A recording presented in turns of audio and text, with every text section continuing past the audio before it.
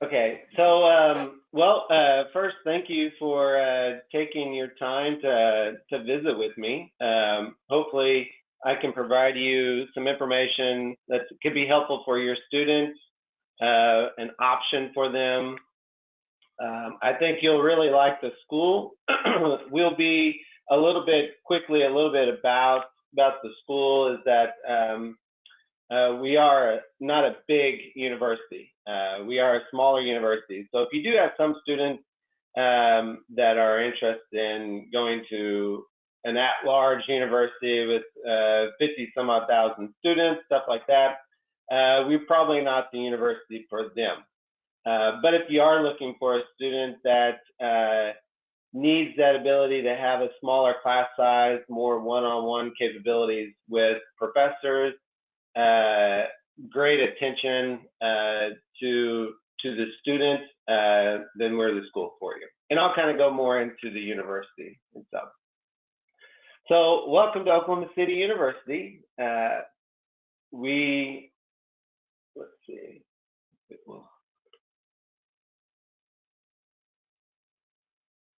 Screens take a while to go through.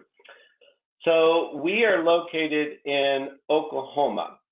So if you see in the map of the United States, we are in the southern center part of the United States, just right above Texas. You'll find kind of Florida off into your east, New York way up top east, California west. So we're actually kind of in the center. The benefits of Oklahoma is the fact that it's low cost of living. And so students can get anywhere in the center of the United States, to the east, they can travel to the west at a low cost. So it seems to be the benefit for our students if they're wanting to do some travel throughout the United States.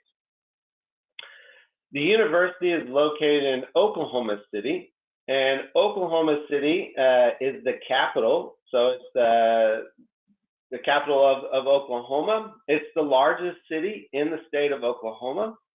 And the great thing about Oklahoma City University, OCU, is that we're in the metropolitan area. So we're in the downtown area, Oklahoma City. So, and we've been established, we're more than 100 years old.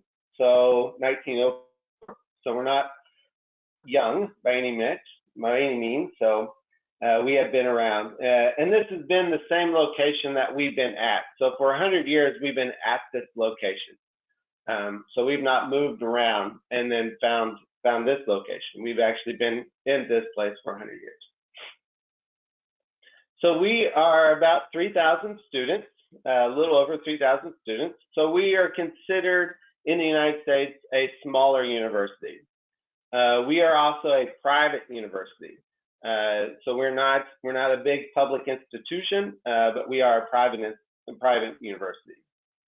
We have 70 plus undergraduate programs, 20 graduate programs, and currently right now we have about 43, and this varies semester to semester, about 43 countries that are represented on our campus, with 200 plus international student population.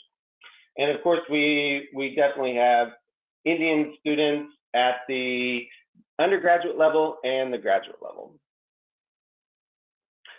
So because we are downtown, we have to talk kind of about Oklahoma City just briefly. We are very well connected with businesses in the Oklahoma City area. And I'll kind of go into why that's a benefit for your students. But once again, we're a private institution, so we do rely upon businesses in Oklahoma for supportive efforts. We have teachers who are CEOs or head of their corporations that come and do special teaching. So the students get a realistic approach towards when they're teaching, they're talking with people, so the teaching isn't just the student and the teacher talking and the student just listening. There's a lot of those interactions, and then there's a lot of communications as far as when we have special guests that come, or the teachers connect them to the CEOs or to corporations. So it benefits the students when they're in their undergraduate that they can move on to getting a job. So Oklahoma City's quite popular. There's many things for them to do. So I'll start to kind of go into our programs. We have, like I said, we have 70 plus undergraduates, 20 plus grad programs.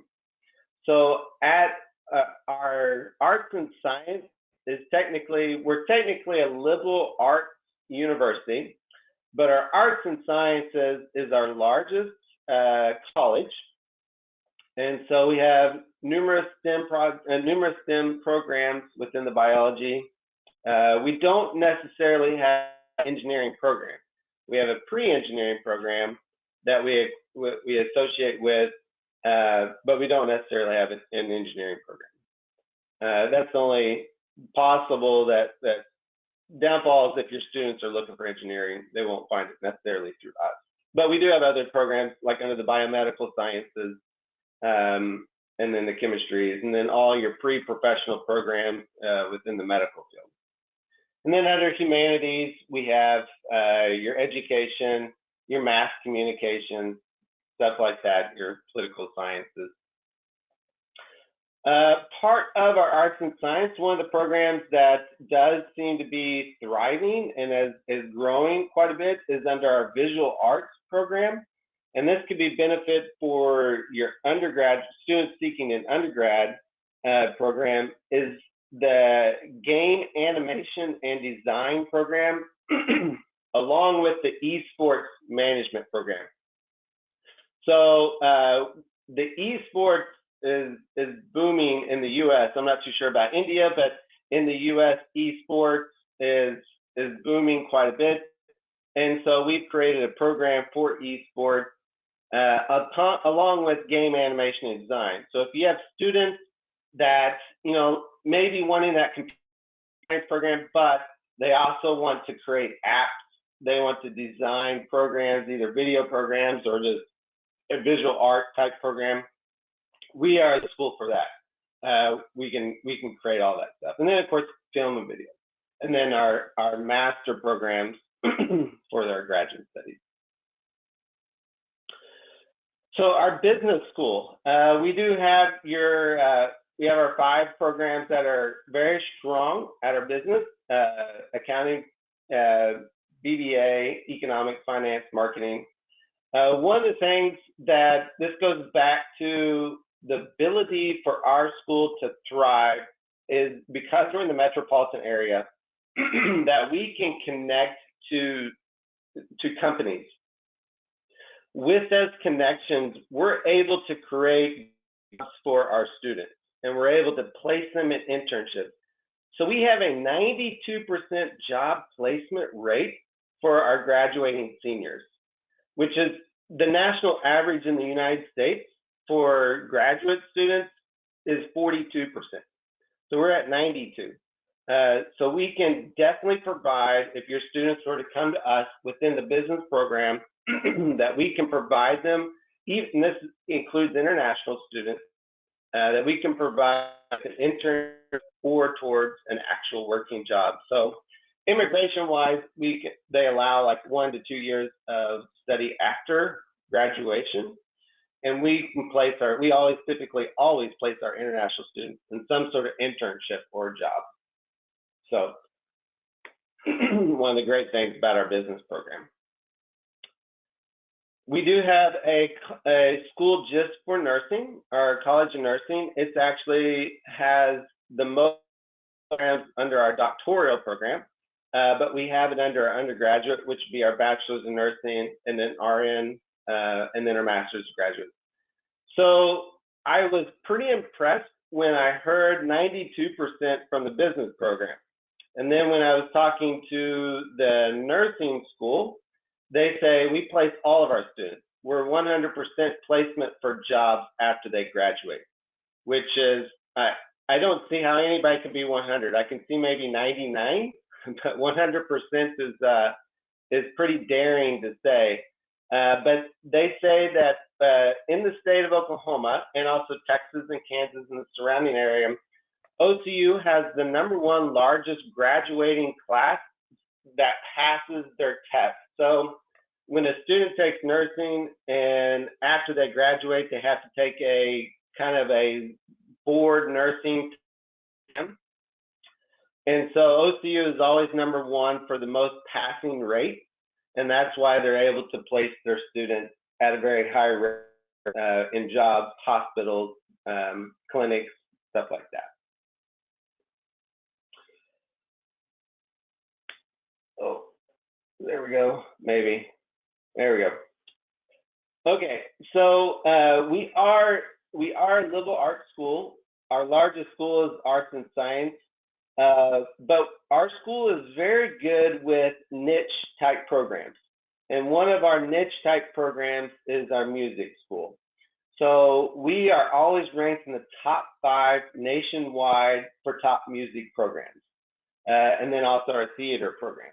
So if you have any students that are interested in any or can play an instrument, obviously they probably have to be fairly good because this is a very competitive school to get into.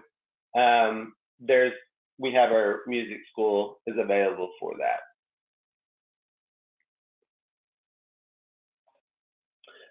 Our other niche program that is always in the top rankings, we're talking about top 5 rankings within nationwide, is our theater school.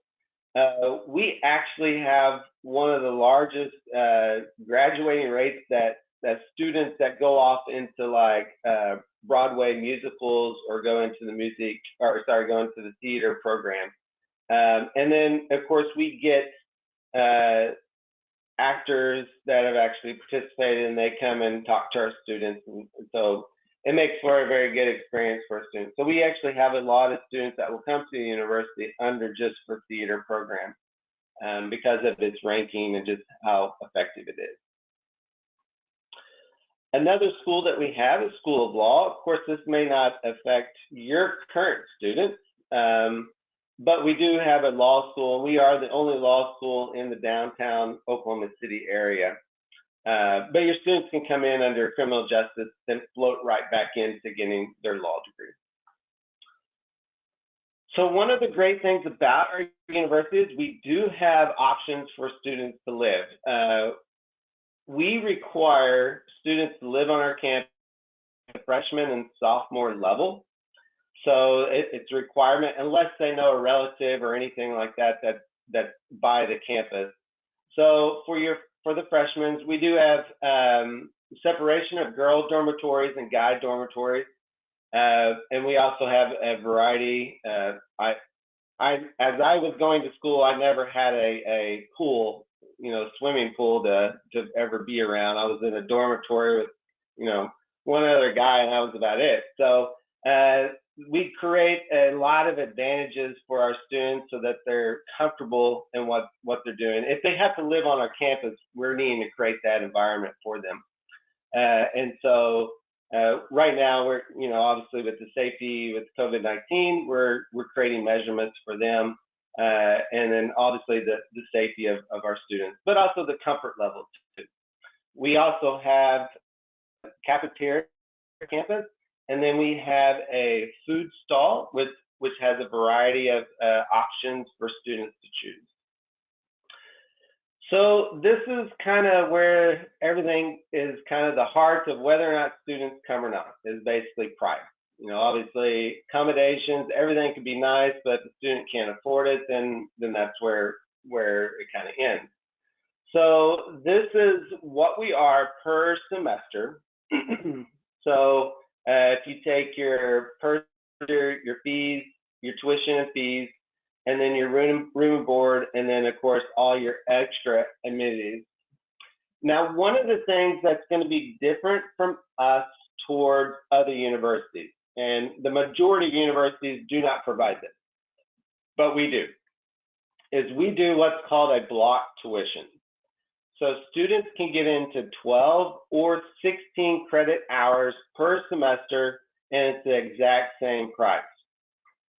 So the benefit for this is that we realize and this is for your common knowledge so that you can tell students, when a student is looking at a university, the pricing that the university is going to place is going to be 12 credit hours. That's kind of your credit hours, but it meets full time. It meets your full time, so it meets the immigration requirements.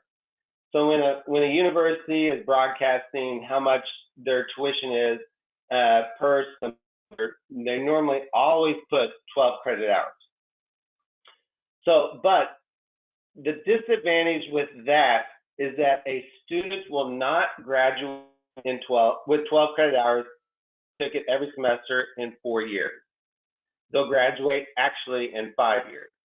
And mathematically, it's just impossible because you're doing about 125, 130 credits to get your bachelor's degree. So mathematically, if you did 12 credits every semester, you'll never graduate. Immigration-wise says that's full time, and so that's what universities do. So what we've done is we sit there and said, okay, we want our students to graduate 4 years, so we provide 16 credit hours, which gives them an extra class. That way they can graduate in 4 years.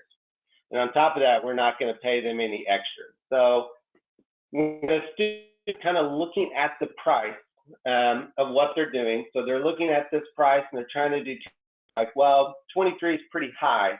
Well, yes, but you'll actually graduate in 4 years. So now your parents don't have to add an additional year to what's going on. So some of the benefits of kind of that block tuition. Scholarships. We have a variety of ways of students to come here and get scholarships. And I can provide, we have an actual grid that I can put up and I can provide to you. But this just kind of gives you some of the highlights of what we're able to do. So we do a number of ways we can provide a scholarship to students. One could be through, if a student takes an SAT and we calculate the SAT score and the GPA, and we can provide them with a scholarship. Those typically are our highest paid out scholarships. So the ones that are benefit the most for they're looking for tuition. And those can range anywhere from starting off from about $4,000 to about $18,000. The other one would be through if, let's say, a student does not take SAT, which we do not require the SAT, and I'll kind of get to our requirements, but we don't require it. But we do use SAT for scholarship purposes. So let's say a student doesn't want to take SAT, but doesn't want to come to the university. We can look at their English plus GPA, or we can just look at their GPA and provide them a scholarship. And a lot of these can be stackable scholarships. So we can provide numerous type ways of getting to them. And then, of course, we have transfer students. And then our talent scholarships through the music, theater, dance, all those have their scholarships available for those. And those typically tend to be pretty high. So the one through our department is typically our highest is about 18. The one through, let's say, if you have a student that plays a musical instrument, those can be all the way up to about 20 to 30,000. So students can get paid, or students can get quite a bit of scholarships through that. So there's numerous ways. And like I said, I can provide you a grid of whatnot. So here's kind of our requirements of what we're asking for when the university comes. So obviously the students would do like an online application.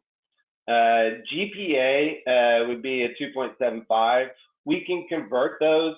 So obviously if the GPA, if you're not based off a GPA, but maybe off a percentage or another method, we can convert those. So we would require a student to go through some articulation company to get it converted over to GPA. We can do that for them. That saves the students some money too.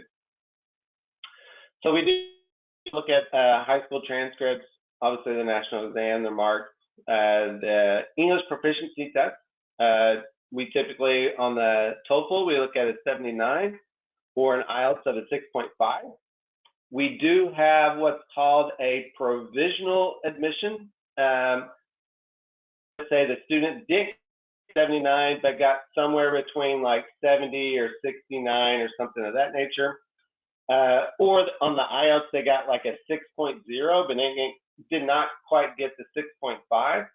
We can go ahead, and if their GPA looks good, we can go ahead and admit them and bring them in under a provisional admission.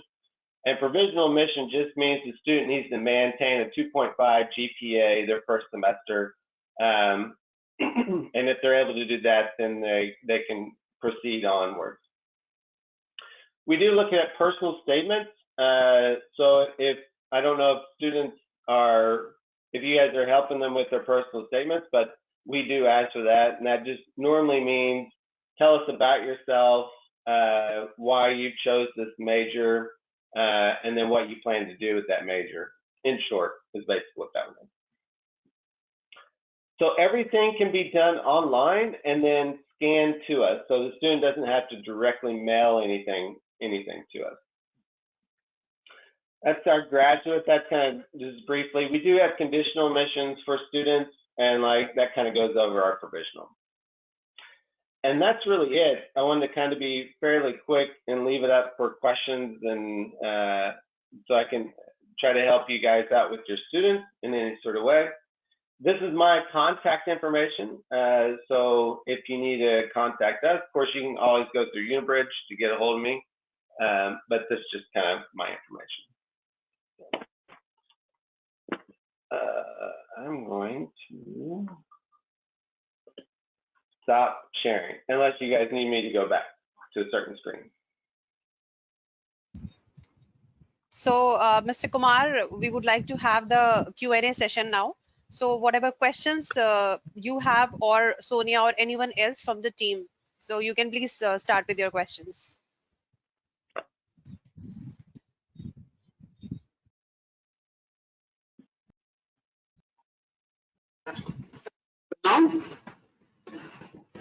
I hear you.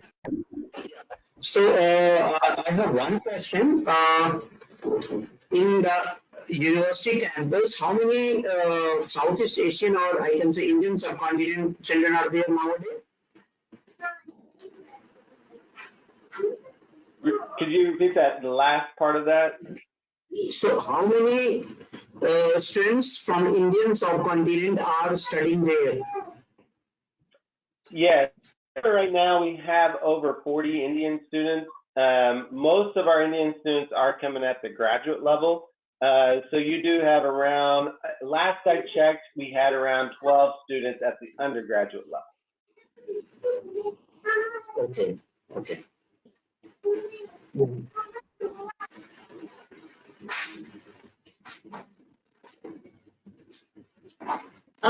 What was the time for semesters started? Like fall and summer, generally I think these are two semesters that when the universities abroad they are starting the session. Yes, so we have a fall entry rate, or we have a fall entry which starts towards the end of August. Okay. And then we have a spring, and these are our two main entries. We have what's called a spring entry, and that comes in the start of January. So kind of right after the New Year's, Okay. a week or two after the New Year's, our schools start. We do have a summer entry, but not at the undergraduate level and for some classes. So we don't have a full-on, here's our summer entry. It's mostly very specific towards a certain type of program. So January is the right month for the students to apply? Yes. So students can apply at any particular point in time. So let's say a student works today, they can pick spring of 2021 if they choose to. Or if they want to try to come for this fall, they can do that too. So at the undergraduate level, we don't place a whole lot of restrictions on a cutoff date for application. what we mostly base our cutoff date on is the ability to go to the U.S. Embassy and get a visa and arrive on time for campus. And so we find out that that's normally the issue that comes about, that students just can't find that particular date. So that typically is the cutoff date, sometime between maybe the 1st of July or middle July. We start to find that, you know, students just can't find that date in time to arrive. And we do like to have students come at least a week before. We have multiple orientations, especially for our freshmen. We have multiple orientations for them, plenty of activities.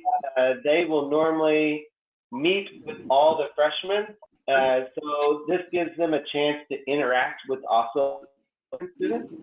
And American students get to interact with them, which seems to be normally the highlight.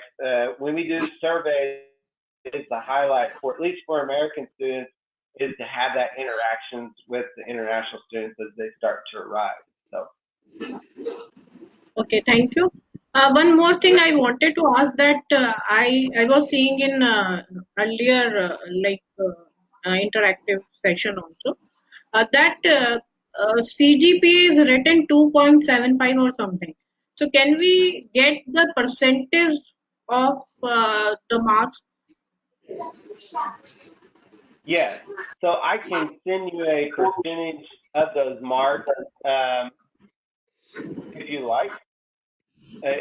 We have a way of converting that over, so I can send those to you. That's not a problem. Okay. One more thing I would like to ask. You are referring about credit hours. What exactly mean for credit hours? So credit hours, so each class typically is either going, it could be a number of different ways. There's some classes that are most classes are 3 credit hours. So that basically means that they're doing 3 hours, it's so about 3 hours per week in that one particular class. So most classes are typically going to be like an hour and 20 minutes, and they'll have that particular class 3 times a week, or they'll have an hour and a half session twice per week. Some of your science classes are going to be 4 credit hours because of the lab of some sort. And then every once in a while, you'll have a class that's 2.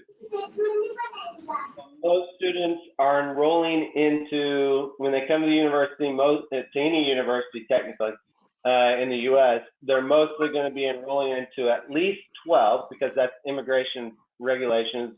And that normally averages out to about 4 classes per week, which would be 12 credit hours. So we typically do 16, which then we kind of adds another class to students. So that's typically about 5 classes, 16 hours per week per student. So that way, once again, we can get them to graduate within their 4-year time frame. Okay. One more thing I would like to ask: is there any provision while doing the undergraduate program, child can go, any students can go for any internship or any other involvement of maybe earning money during that course? Yes, so we actually embed internships once they're in their senior year, like let's say within our business school. We actually require students to do an internship. They're close to their senior year, if not towards their very last semester of what they're studying. So that way they do have some internship once they graduate. We typically don't want a lot of our students, especially our international students, to just get a bachelor's degree and then that's it. And now they got to try to start seeking some sort of internship. We want them to have an internship which they can provide on their resume. So when they do get their bachelor's degree, there's some sort of at least a semester's worth of internship, and then they can go into another internship, which immigration allows them to do after they graduate. There is also opportunities. So immigration, U.S. immigration laws kind of prohibit international students from working off campus during their studies. And so that does create kind of an issue, but we like I said, this is why we try to embed internships within our programs because of those limitations. But students can also work on our campus. So if you have some students that want, that pretty much won't pay for your tuition, but need maybe their everyday living expenses, or they can work within the classroom, or they can work within like the department, or they can work on campus of some sort to give them a little bit of extra money for them to have an everyday type spending of sort. And our internationals can do this. In fact, most of our internationals do this. They work for campus. So how many years is the graduation program? 4 years or 3 years? The duration of the graduation program. So our undergraduate population, our bachelors, are always going to be typically about 4 years, unless, you know, I would say if a student struggles or something like that, they may need to extend that a little bit longer. Our master level graduate programs are either going to be 1 year to 2 years. And lots of times we have what we call like a bridge type program, in which if a student graduates bachelor's, then they can move directly right on in to our master's type program. And then of course your doctoral type programs could be close to about 4 years to 2 years or plus. Sir, one question from my side. Am I audible? Yep, I hear you. Yeah. Sir, any specific test or anything like the child has to appear for to get entry into a specific course, or any child can apply for any course?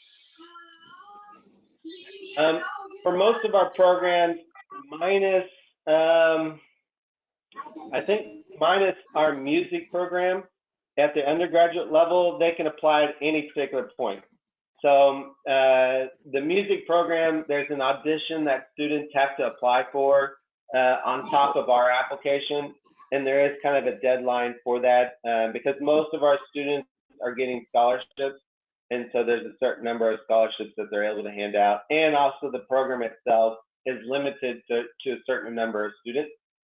But if you're talking about just the normal, not really normal, if you're talking about our other type programs, they do not require a deadline. And then our scholarship for our particular students, for our international students, is pretty much a rollover, so we can apply that at any particular time. We don't really have a deadline.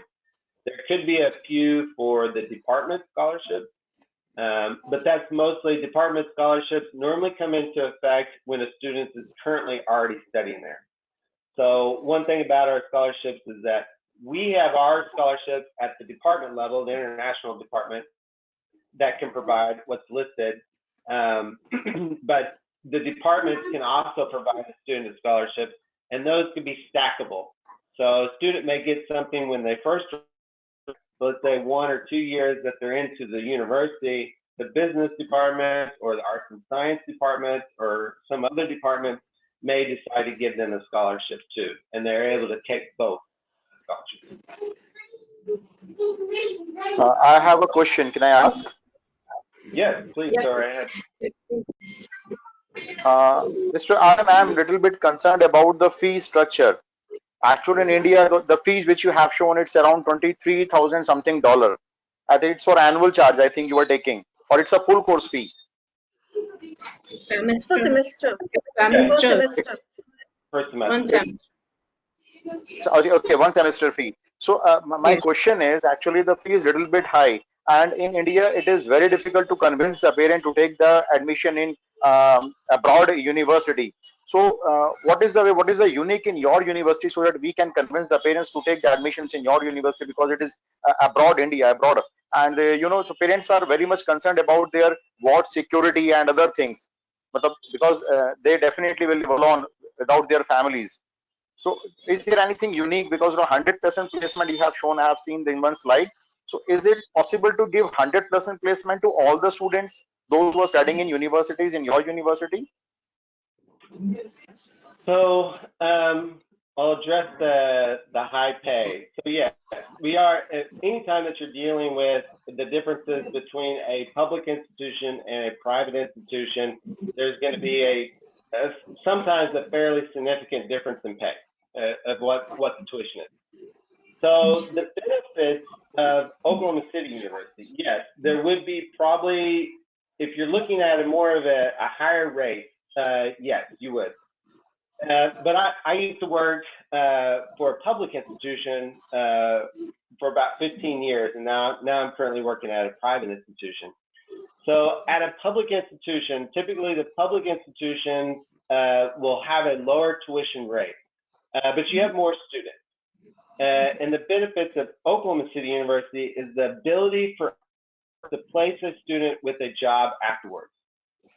Which public institutions can't necessarily do. It was impossible at my public institution for us to do that because of the number of students. On top of that, when you're also looking at, some students can thrive in this and some students can't. But you will have issues where you're in a class size that's quite large. Even when you get to close to about 30 or 40 students within a class, now you're kind of tipping towards that larger scale where the professor is just now teaching the class as a whole, not necessarily the individual student. And so at our university, our class size normally top out at around 20 students. So that way the professor then is now teaching the student. Therefore, they start connecting with the students. So the students typically don't struggle quite as much as if they would maybe at a larger university or a public institution, because there's that struggle of understanding or catching up on what's kind of going on. So I don't know if you caught, but like we're currently, like, our business program is 92% graduation rate, and the national average under the business schools is 43. Graduation placement to a job is 43% nationwide in the U.S. and we are 95. So one thing I always tell like parents is that yes, you're going to be investing maybe a little bit more into us than maybe if you send your student to a public institution. But we can provide a student that's going to graduate in 4 years, and then we can also provide your son or child, we can provide them with an internship after they graduate. Where public institutions will just graduate and say, we'll try our best, but typically it's up to the student to try to search for a position. And then when you're looking in today's time, the competition, an American student and an international student trying to find a position at the undergraduate level once they graduate is pretty difficult. And so we've been able to overcome that. Plus our programs, like I said, at most of our programs, we're able to in like CFOs or high level people within their corporation or within their actual professional career, which then can do special teaching, special classes, and that. So that gives the student more of a reality of what it's going to be like. Plus, it also gives them kind of that connecting point. So those are just, and also with Oklahoma City, we are in the downtown area, so we're not far off from businesses and corporations and headquarters of corporations. So we have that extra benefit too. Thank you, sir. I have one question that for music also students should clear SAT exam. No, they don't. So they have the same requirements as anybody else entering the university. Their only extra requirement is just that, like an audition tape or a video of performing. That's really it. Okay, thank you. Mr. Aaron, I have. Can you help me once again? to find out what are the fee structure for the medical program, undergraduate medical program. Apart from nursing, I'm not talking about nursing. Is there any medical program? And what are the fees for that? So they are structured the same as what was kind of listed there. So most of our per credit is exactly the same, no matter what type of program you typically go into.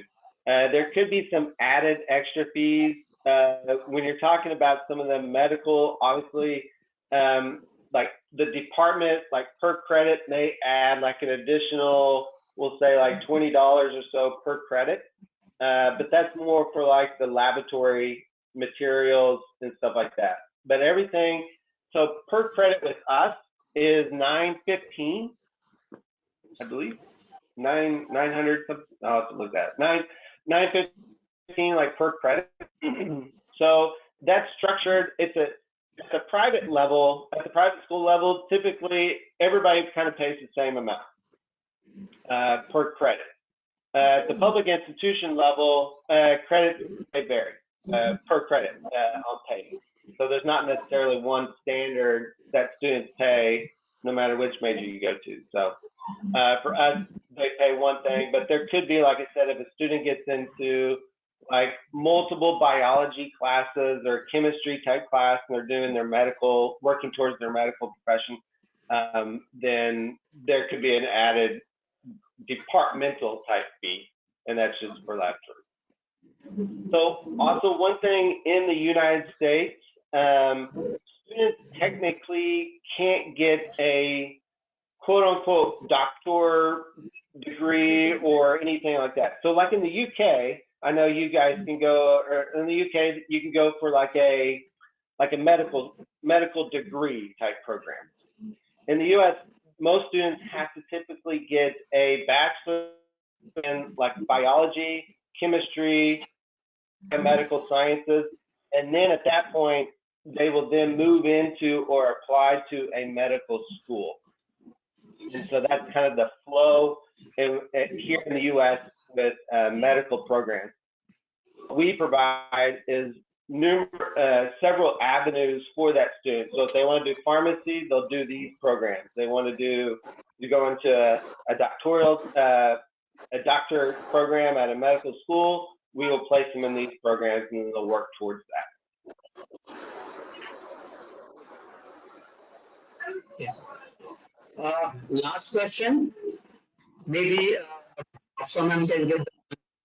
Is it possible to have the same session from university representative, especially I'm talking about the faculty and directly interacting with the children or maybe the parent from our school?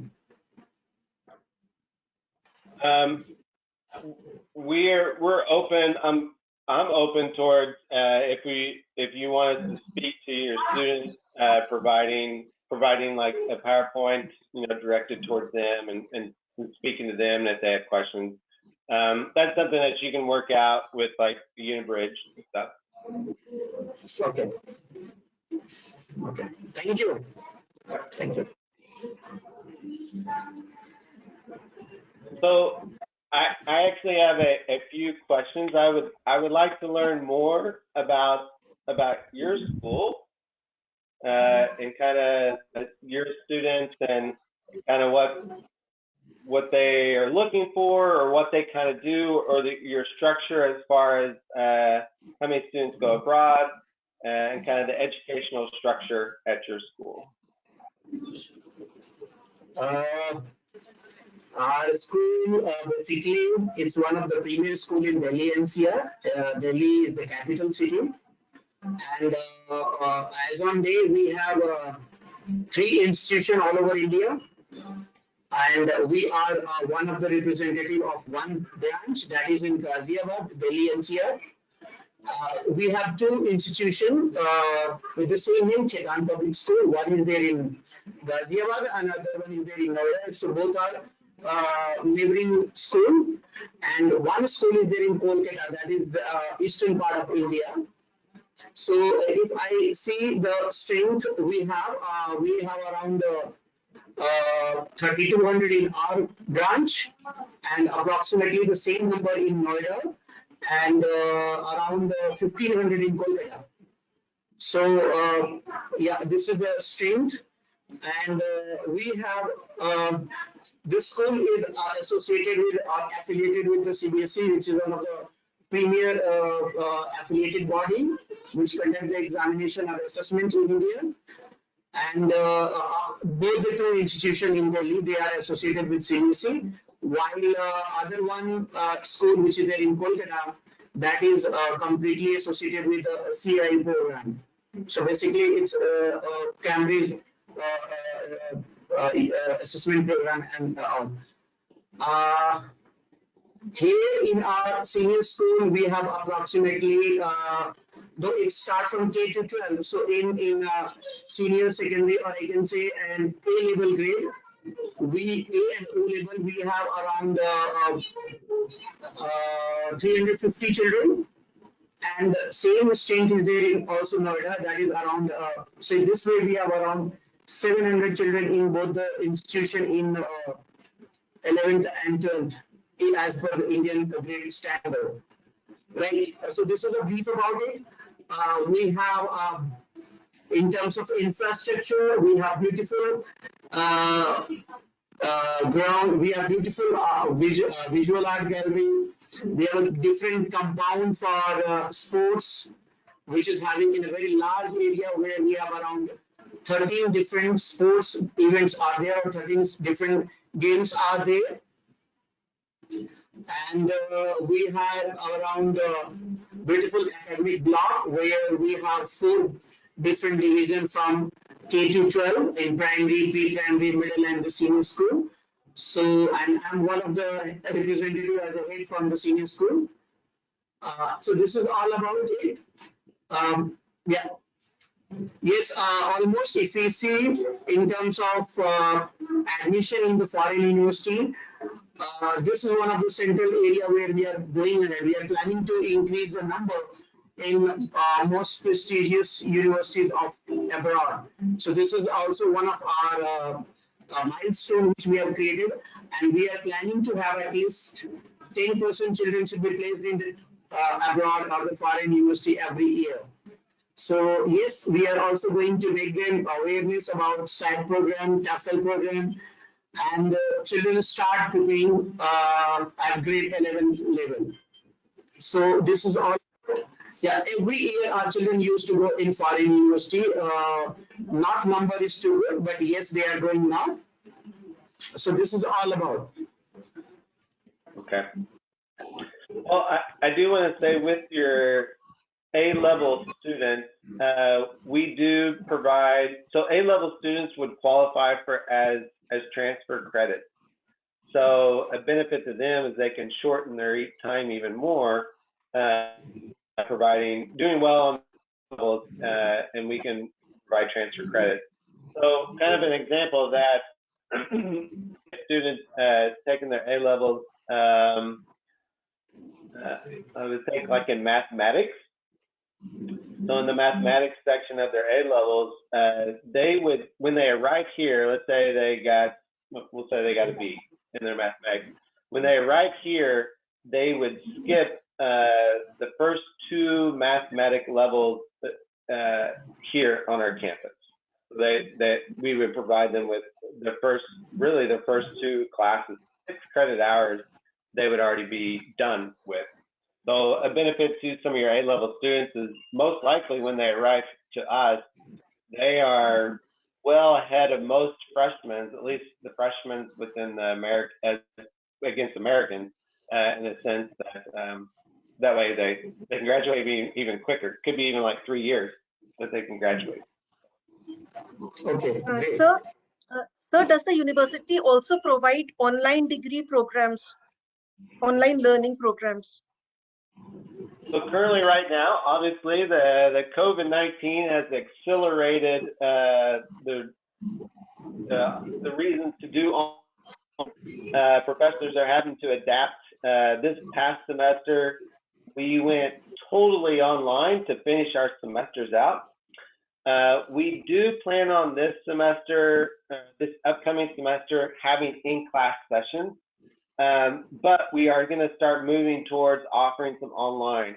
We don't necessarily have a pure online at the undergraduate. So a student can't do strictly just online and get a degree at the undergraduate level.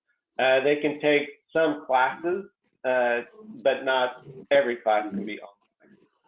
At the graduate level, yes. At the master's level, there are possibilities for that, but not at the undergraduate level. So how is your university preparing for the COVID-19? Maximum children are not going to abroad for higher education. So, and again, there is a fear factor among the parents that at least for 1 and 2 years, they should stop sending the children to foreign countries, especially USA, UK, or many European unions. So again, how your university is going to manage and cope up with all these kind of problems? So most universities right now, most universities are coming to the conclusion of they're going to open up classes again for this fall, like in-class traditional type. But obviously social distancing will need to come into effect, and safety of the students has definitely come in for our university. So the class settings will be a little bit different in that sense. We also are providing different kiosks for masks and for hand sanitizers, so that'll be throughout the university. So it'll be a different skill compared to other semesters on how the university is going to proceed with the traditional style type teaching. This is why we're leaning towards online classes, because there are several American students and international students, obviously international students, that if the embassies don't ever open up, they're not going to arrive. So we need to provide these students with some online capabilities, at least to start off with. And that's kind of where we're leaning towards. Some universities may be going fully online. We're leaning towards more a temporary, at this particular time, a temporary, let's say, students that will start, do a few online for their very first few semesters. And then at that particular point, then they can come to the university once things start to clear up. Yeah. It is interesting. I mean, right now I am homebound. I've been homebound, and I don't go back not until sometime in July, mid-July. So one of the great things also is Oklahoma itself, the state of Oklahoma, has not seen the high numbers of coronavirus as in other states. So, which has been good. And so the university, we've only had 4 students and 1 professor actually come down with the COVID-19 or the coronavirus, or at least they were asymptomatic, but never to a, we were already off campus by the time the students,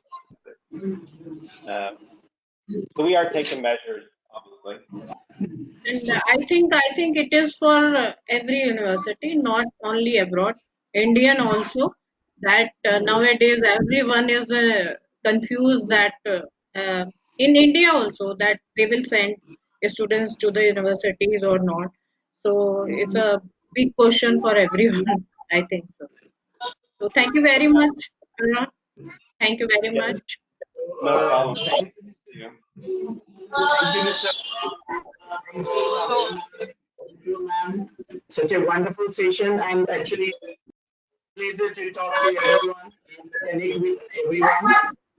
Actually, what that is the one thing we can continue our journey, and this is the best way for education in future. That's one of the good things which we can do is still in this kind of pandemic. So thank you. Thanks once again on behalf of public school. Extend my warm welcome to UniBrijj team and Mr. Aaron. You have done so many good which was there in my mind and help us a lot. Certainly, I hope we will collaborate further. Yes, thank you. If I can ever get back onto a plane, I will definitely come and visit your school. Most welcome, most welcome. Actually, once you come to Delhi in India, central city, we are not very far from Delhi. Around from airport, which is hardly 50 kilometers. So hopefully, if we come to India, I will go and take you from airport. Thank you very much. That's very appreciated. Thank you. So, Mr. Kumar, if you want, I can share the presentation with you that Aaron has already shared with all of us, so that you can share that with your students as well. And if you want to go through it, go through the details, you can do that once again. Thank you. Yes, ma'am. Thank you. Okay. Thank you. Thank you so much, So everyone. all the PPTs you are sharing, ma'am. Yeah, the The PPT PPTs that which, Aaron has already shared with us, Yes. I will be sharing that PPT with all of you. ma'am, we need complete fee information about the courses, the different courses we have in the new university. Uh-huh. So we need the full information about the fee structure. Yes, I'll convert those over, and then I'll send those. Actually, Mr. Lalit is also one of the parents who paid for higher education. But that's why Thank I'm you. a bit concerned about fee. Okay, okay. So, Aaron, can we expect that kind of information from you maybe within 3-4 days? Yes, yeah, I'll actually work on it right here. It shouldn't take too long. I can work it up Okay, for you. sure. Thanks a lot. Any other question anybody is having for Aaron? I think that's all. Thank you, ma'am. Thank you, Aksha Thank you. ma'am, Nupur ma'am. Thank you very much. Thank you, ma'am. Thank you Thank you, everybody. everyone. Thank you for It's a joining. Can pleasure we to leave have now? all of you. Nice. Yeah. Yeah. Yeah. Thank you so much. Okay, Thank you so Take much. care of thank you yourself, everybody. everyone. Thank Have a you, good Aaron. night. Bye. Thank you, Good Aaron. night to everyone. Good day, Aaron. Bye. Have a good day.